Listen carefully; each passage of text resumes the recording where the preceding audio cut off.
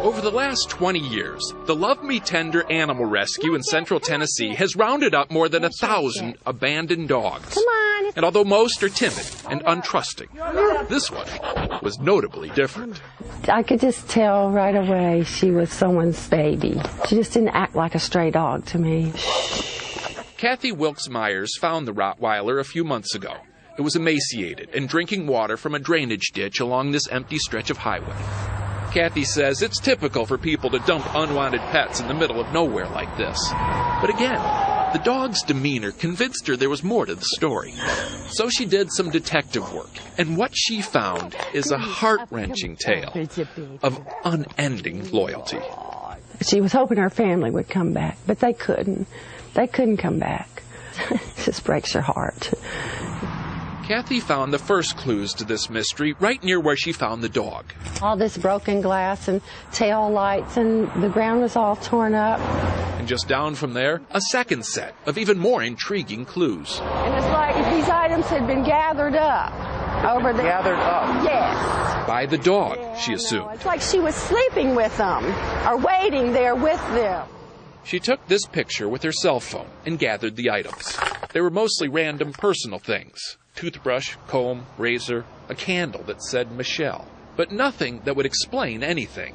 Although now, she did have a hunch.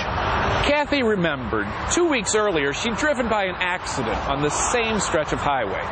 She remembered because it was such a horrible crash.